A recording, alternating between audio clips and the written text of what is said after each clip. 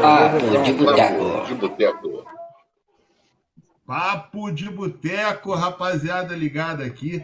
Eu vou aqui nesse papo de Eu boteco. até agora não vi mais do papo de boteco. O Leandro tá todo errado aí. Olha aí, ó. Voltou aí. Já entrou, pô. Já entrou o Papo de Boteco? Você que não viu, rapaz. Você não viu quando o Papo de Boteco entrou? Tava bocejando aí, pô. Mas passou tão rápido que eu nem percebi. Papo de Boteco, hoje, é uma sugestão do nosso querido Betone da Bahia, rapaz. Então Olha é uma aí, merda. enquanto você vê um pouquinho aí a Predionete colocada. E nós temos aqui o Papo de Boteco. Eu vou pedir ao Betão para explicar o que ele quer colocar nesse Papo de Boteco aí. Nosso querido Betão da Bahia dá o ponto de partida sobre a violência, a questão dos torcedores e o que pode acontecer com os jogadores aí, no caso, aí, em função de violência de torcida nos estádios, etc. E tal. Um pouquinho, Betão. Boa noite, pessoal. Boa noite aí, Gabriel Pires, a Pereiraça, aí o pessoal do Consulado Flamaço estão chegando, Teixeira também, meu querido. Então, cara, algum tempo atrás, aconteceu aqui no futebol brasileiro a rescisão do contrato do William, do Corinthians, né?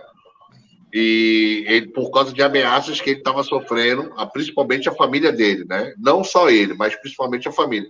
E outros casos de jogadores que sofrem com isso, esse assédio, né, nas redes sociais, principalmente familiares dele, até crianças, né? Então eu trouxe esse debate porque isso influi no clube.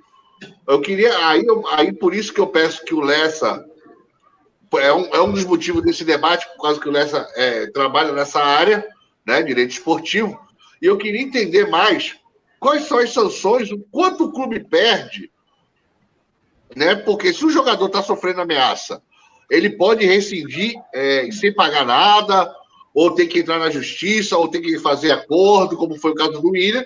Eles fizeram acordo, então nenhum para o lado. Mas se o clube não quiser, se for um jogador novo, vamos dizer, que valha, vamos dizer, 30 milhões de euros, ele está sofrendo esse assédio, ele pode chegar, entrar na justiça para rescindir justamente por causa disso, né? Lecinha, eu passo a palavra para você. Então, Betão, cada caso é um caso, tá? Primeiro de tudo, precisa se provar essa ameaça. Não adianta só o atleta chegar e falar, estou sendo ameaçado, quero a rescisão. Essa ameaça tem que ser pública e notória, ela tem que estar em evidência, ela tem que estar disponível para que ele possa comprovar essa ameaça, e ele tem que, de fato, se sentir ameaçado. Não adianta eu chegar para ele e falar, meu irmão, eu vou te matar se você não entrar em campo e não jogar para caralho. Desculpa até falar os termos, mas se ele não se sentir ameaçado, não configura ameaça. Para se configurar ameaça, ele precisa se sentir ameaçado, a família dele se sentir ameaçada, enfim. Então, nesses casos, há pressupostos de uma rescisão indireta, sim, tá? Só que, para isso, o atleta precisa entrar em acordo com o clube, porque o clube ele pode simplesmente falar, não vou te dar a rescisão. Só que se ele entrar na justiça e pedir essa rescisão lateral, pode ser pior para o clube, ele pode vir a receber todos os encargos trabalhistas, todos os valores da rescisão, enfim. Então, geralmente, quando isso acontece, o clube meio que abre as pernas para o jogador, porque fica mais complicado para o clube, entendeu? Cara, o que acontece? No próprio contrato de trabalho, no próprio contrato especial de trabalho esportivo, tem umas cláusulas chamadas cláusulas de gatilho, ou cláusulas extras, tá? Que tem todos os deveres do atleta, e tudo que o atleta precisa fazer também. Então, se de repente o atleta fez, vamos supor, o atleta não fez porra nenhuma, mas ele foi ameaçado e se sentiu ameaçado, aí configura uma situação ao qual ele pode pedir essa rescisão indireta. Agora, se ele procurou, eu sei que nada justifica, tá? Mas se ele, por acaso, procurou alguma situação que gerasse uma ameaça, por exemplo, vamos imaginar, tá? Hipoteticamente, um atleta, ele está sendo extremamente vaiado no campo. Aí chega no intervalo, no final do jogo, ele sai e começa a bater boca com o torcedor. Aí esse torcedor vai e ameaça ele.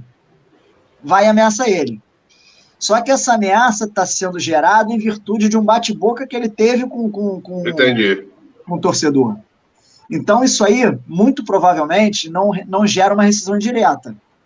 Tá? Agora, no caso do William, ele não fez absolutamente nada para que gerasse essa ameaça, para que fizesse com que ele recebesse essa ameaça, mas não só ele, os familiares dele.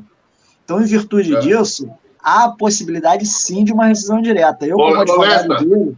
No caso, Lessa, só interrompendo um pouco, Betão, no caso que aconteceu lá no CT do Botafogo, e o Victor Sá se Não, é nesse ameaçado. ponto que eu queria falar. Entrando não só no Botafogo, mas nos casos extremos no futebol brasileiro, que teve esse ano, ônibus apedrejado no Bahia, né, que o jogador sofreu cortes e tal.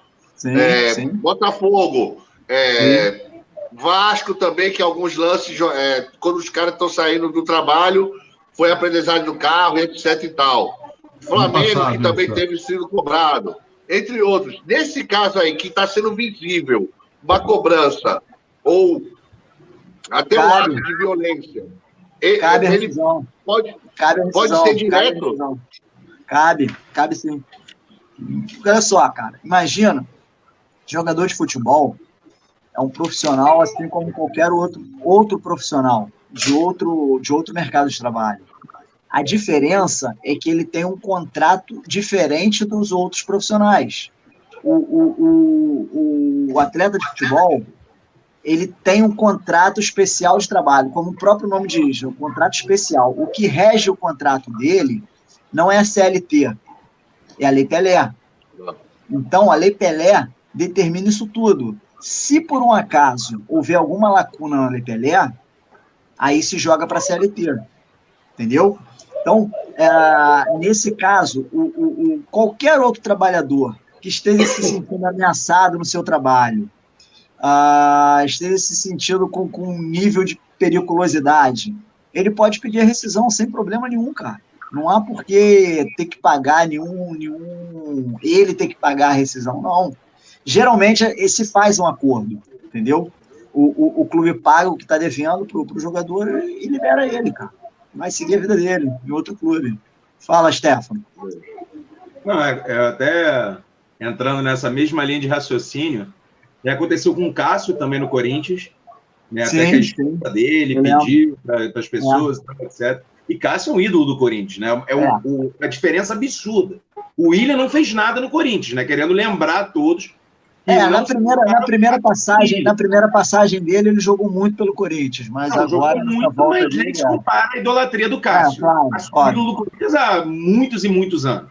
Sim. Mas aconteceu também com o Wagner Love, que realmente, acho, para mim, foi uma das mais pesadas, né? Na época do Palmeiras, que cercaram ele. Acho que chegaram às vias de fato, se não me engano, chegaram a agredi-lo, ele saiu correndo, alguma coisa assim. E chegando ao ponto do Botafogo, o que acontece? Até teve a situação do Victor Sá, que chegou a público, falando que... Chegou a público não, né? Na verdade, muitos burburinhos chegaram à imprensa dizendo que ele não aguentava mais a pressão, que sei lá o quê, tal. Ok. No vídeo que foi mostrado, em nenhum momento existe algum tipo de frase citando Victor Sá, se você não jogar bem, a gente mata. Não houve ameaça à pessoa Victor Sá.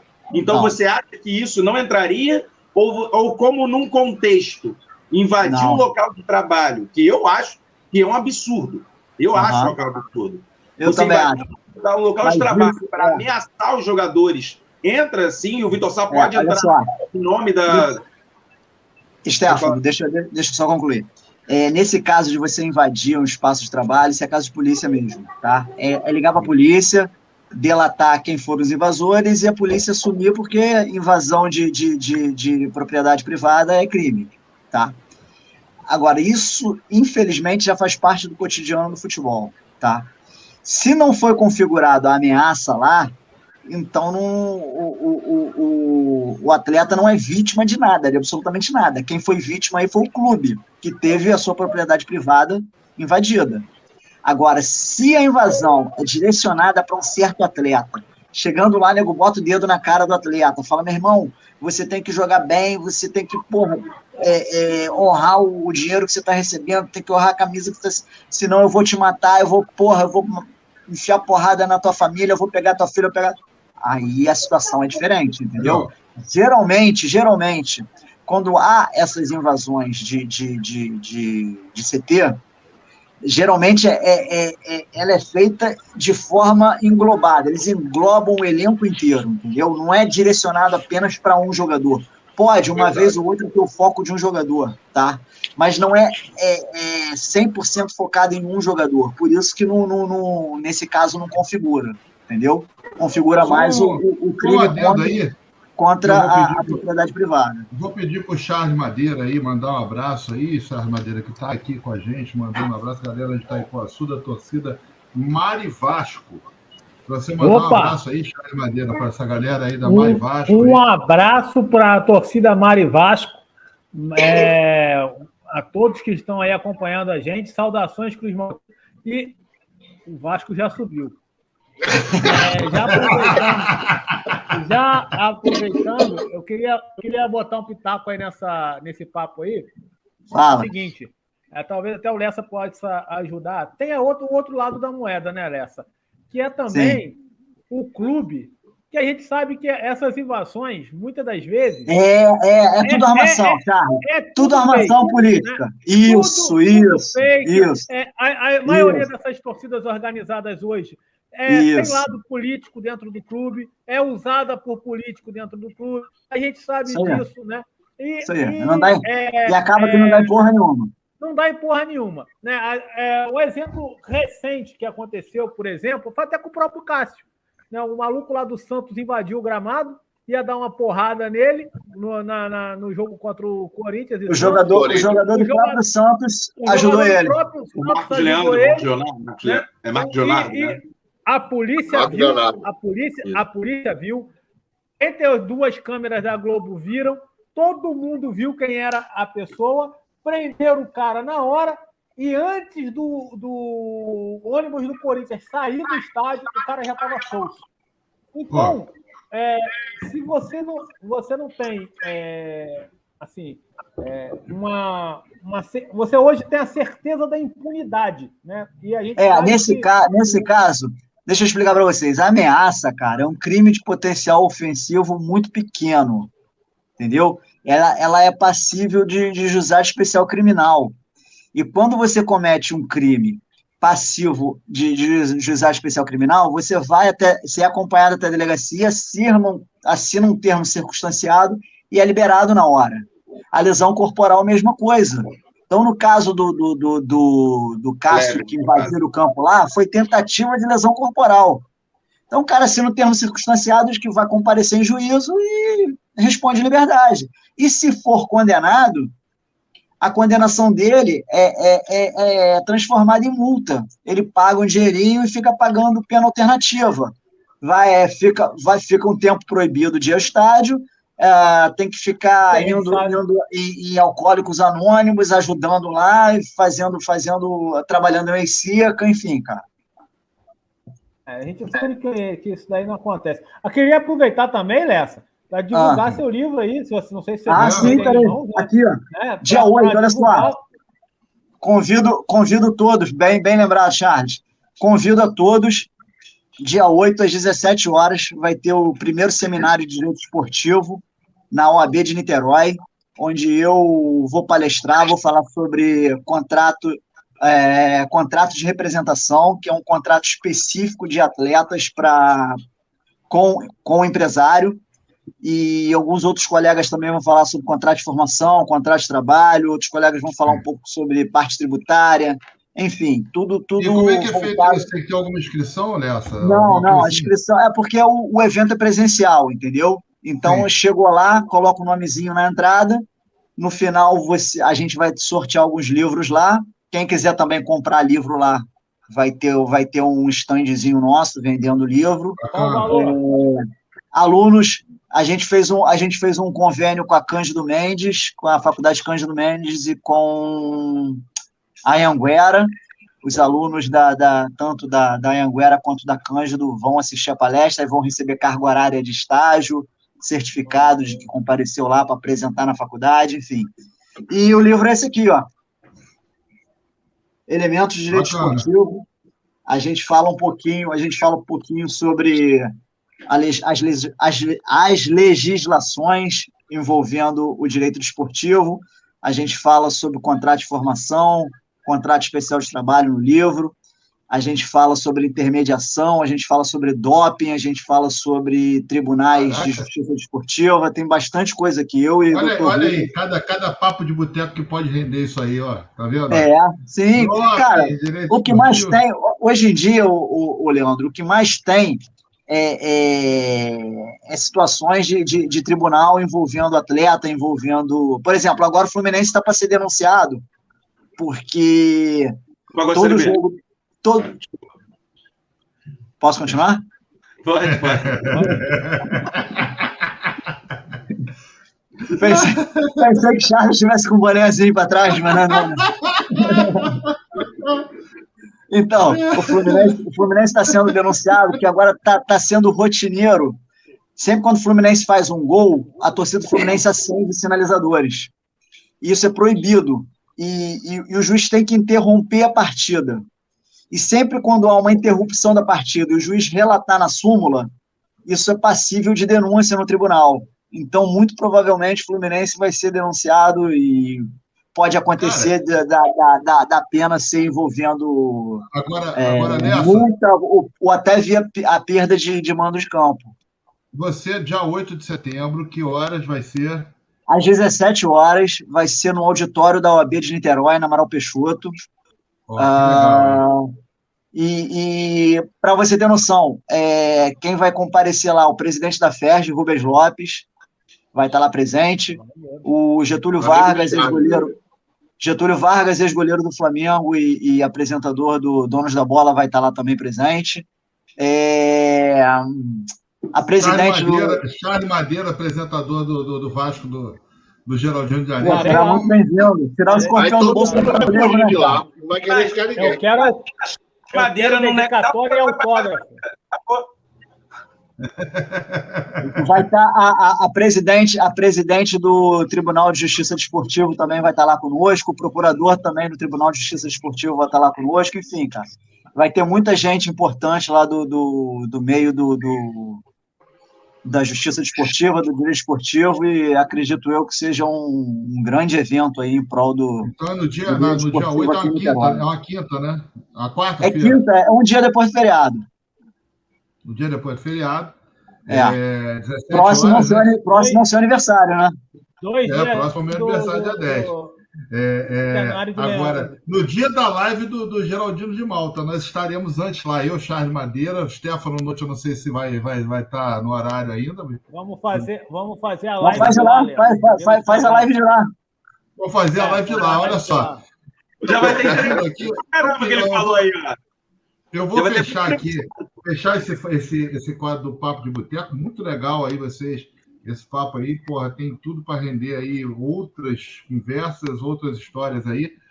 Sempre que tiver alguma coisa jurídica, desportiva em pauta, a gente pode trocar ideia aqui sem problema nenhum. É isso aí. Vamos puxar agora. Bom, né, Leandro? Puxar Leandro, agora aí Integral você Médico. Rapidinho, Leandro. Rapidinho. Antes de você fazer o jabá. Como é bom você ver a evolução, né?